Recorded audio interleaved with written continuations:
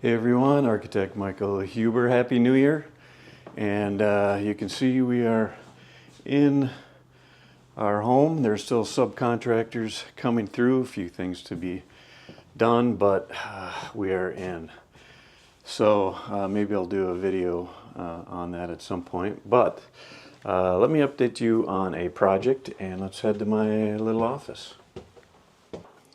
All right, in my office, which still needs a lot of work, you can see I've got desks up on sawhorses, a few shelves put up, but it'll get there.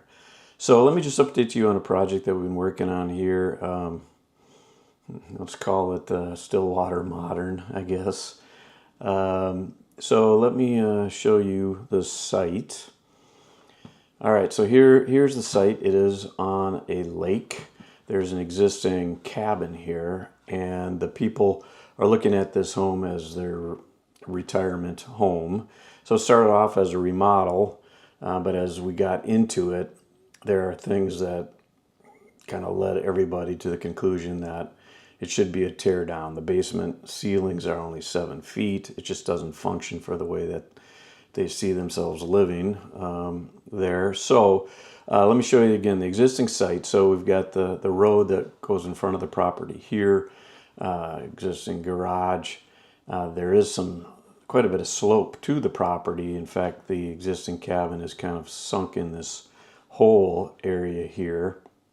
Let me see if I can show you some photos. So here you can see that hole that it's in, but it's a beautiful, beautiful setting. The garage, you can see there's some modern aesthetic, which they want to kind of keep. And in fact, originally we were thinking, well, can we at least keep the garage? But there's some restrictions and things that I'll show you in a second on why we couldn't. But there you can see the big concrete pad at the front. I'm moving the back, that's the back of the garage and the back of the cabin.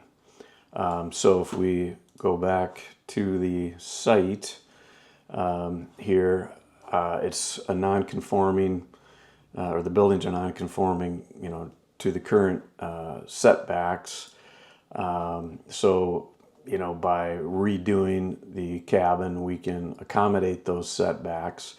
In terms of just program placement of, the main pieces, keeping the garage in this area seemed to make sense. Have the utilities towards the back of the property. The public space is obviously more towards the lake, and then the deck and patio for entertaining towards the lake. And we are able to kind of maintain the location of the existing deck patio space even when we demolish this. So that's kind of why we've got a few of these things placed where they are. But you can see it's this box trying to maximize the amount of impervious that we'd be allowed to do and make it livable for them.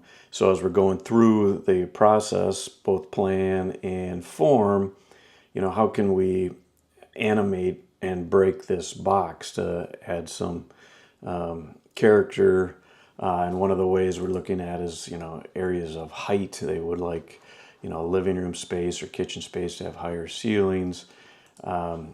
Entry, obviously here, separating the utility space. Maybe this is more mudroom area and this becomes more bedroom space, because there really isn't enough space potentially to have all the public space and bedroom along this edge of the property. So the homeowners put together a little program or rooms that they'd like, as well as things potentially related to those rooms, which I always ask and work with people to develop, which I always call the puzzle pieces. And then we came up with a handful of plans just for them to react to. So these are the initial plan studies. They look more finished than they are as usual here. So let's see. All right, so if we look at study A, now this will be also a 2-level, so we'll have a lower level walkout and then a main level. But you saw that the existing cabin was kind of set in a depression, so that will allow us, even if we keep the lower level at the same elevation, allow us to raise that ceiling height of that lower level to try to more flush out with the upper level grade, which is a good thing. So on study A, you can see here we were looking at keeping this existing garage, the new entry area, utility space, laundry, mudroom, bathroom, that then would connect to the public space of the kitchen, dining, living that all face the lake, along with this large deck area. And then their primary bedroom would be tucked in on this corner here. Now we have a lower level, which in these initial studies I didn't really develop. Just wanted to get this main level somewhat roughed out first. All right, so if we look at a potential form, and I'm kind of hesitant, as I always say, to do forms on some of these initial studies because the form can almost be anything, but I knew it was important to them because of the sort of modern aesthetic that the existing cabin had and for what they're looking for. So here is a flat roof, more modern form relating more or less to that study A. You can see we've kept the existing garage, but they like the idea of the flat roofs. They want, higher volumes, like I said, in the living room, kitchen, outdoor patio space. But, it is basically a rectangle, but you can see we're sort of pushing and pulling, trying to emphasize verticality so it doesn't feel so squatty, but then breaking that form. But then another option was, here's flat roof. What if we go with, more of a shed roof form relating to the existing garage? We're still getting volume in those public areas. Maybe simplifying the form a little bit. Seemed a little boring to us, I think, as we looked at it. But again, wanted to show an option to show that, yes, exterior can look like anything.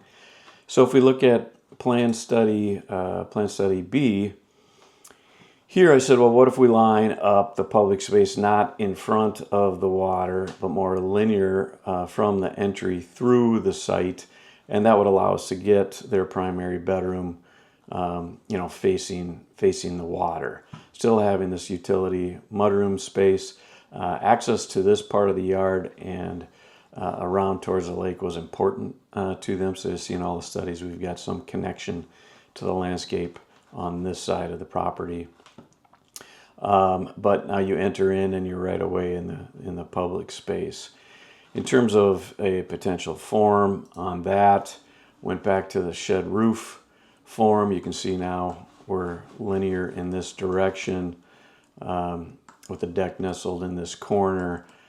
But plan-wise and this particular massing didn't really like that. Would prefer to have the public space stretched out in front of the water. If we look at Plan Study C, similar to Plan Study A, kitchen in this area, the dining in between, the living. Now we're taking over some of the existing patio space to enlarge that living room. We've also added a little home office. He was interested in having not a large space, but a space for office. Otherwise, the pieces pretty much stayed the same. Moving the stair is a big thing and can impact a lot of the spaces. So trying to be aware of what makes sense in terms of foundation, et cetera, where that would go as well. So as an idea, this could be like that flat roof study A, or again, just to show that the form can take on many forms. Here's a pair of side-by-side gables, maybe metal standing seam, all glass fronts towards the water, which I know that she really likes a lot of glass towards the water. The two main issues are with it that we're trying to keep conventional framing here, so the more glass, the more steel. Obviously, the more expensive the windows become, the larger they are because of tempering, etc. But then also I'm a little concerned because we are facing southwest, that it may look cool, but it can get very hot in there, so you're going to have some window treatment, etc. So anyway, okay, so the direction that they were interested in going was sort of an offshoot of study A and C in a way. So I just jumped ahead to say, okay, here's study F. So here's the plan study direction that we're proceeding in. So we've got the entry centered on the dining, so there's some formality when you come in, little larger entry. Still a little office space, bath. They wanted a washer dryer on the main level, and then mudroom connection to the kitchen, and then again exit out to that side yard. And then she really wanted not counters in front of the windows to the lake, but sliding glass doors or full height glass, instead of utilizing that space for countertops, which is kind of interesting because it does shrink the usable space in the kitchen potentially.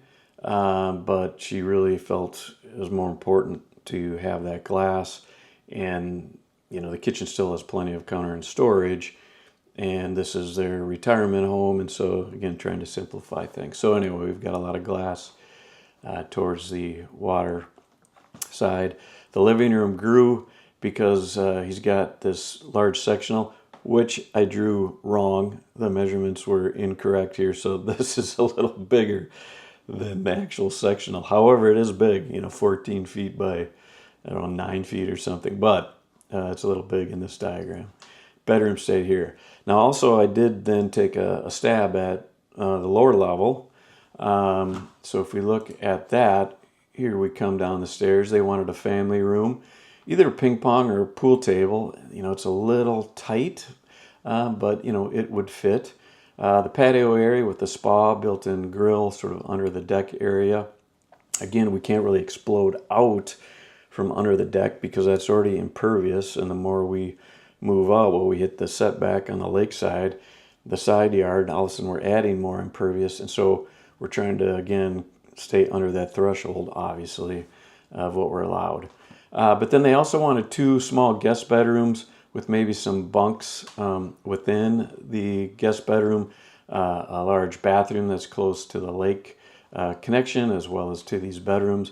We talked about having, instead of bunks within these bedrooms, maybe making the bedrooms smaller for the children, because as the grandchildren get older, they probably wouldn't want to stay in rooms with mom and dad. So maybe 2 smaller bedrooms and a bunkhouse or bunk room. So we're looking at that as well. But a little bar area, and then he would really like to have a golf simulator room. And so there's some ceiling height things we may need to step down. But again, these are just sort of diagrammatic plans.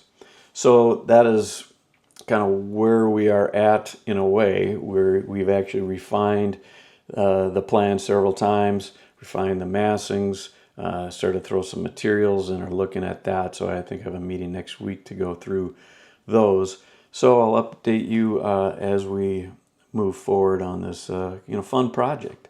So as usual, hope everyone stays well and safe, and thanks for watching.